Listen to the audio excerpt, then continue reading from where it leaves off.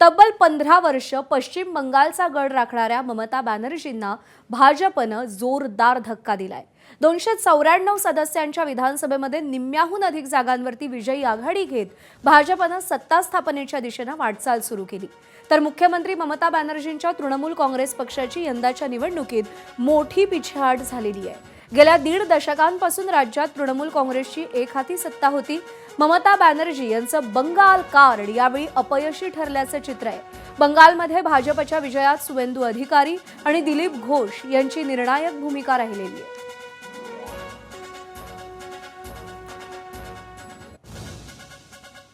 तर पश्चिम बंगालमध्ये सत्तापालट होण्याचे संकेत मिळू लागल्यानंतर आसनसोलमध्ये मोठा राडा पाहायला मिळाला।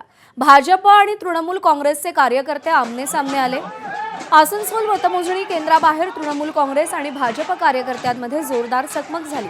परिस्थिती इतकी हाताबाहेर गेली की जमावाला पांगवण्यासाठी पोलिसांना अक्षरशः लाठीचार्ज करावा लागला।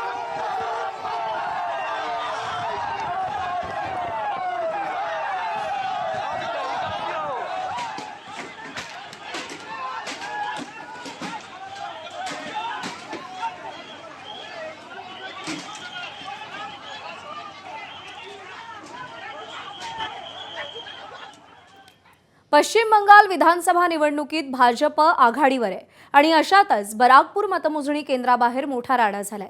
भाजप आणि टीएमसीच्या कार्यकर्त्यांमध्ये ही झटापट झाल्याचं कळतंय।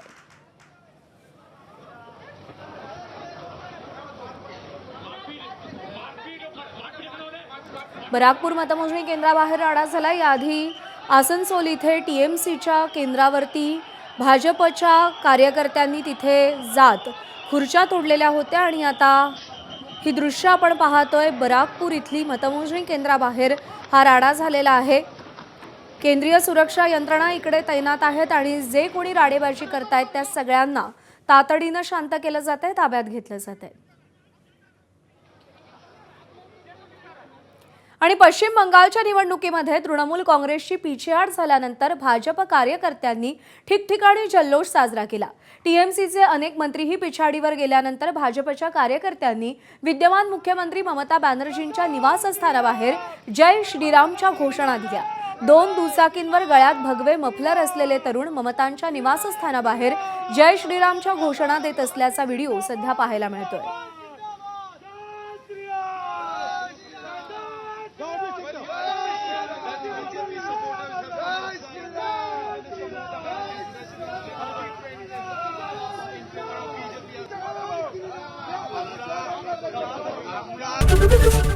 एबीपी माझा, उघडा डोळे बघा नीट।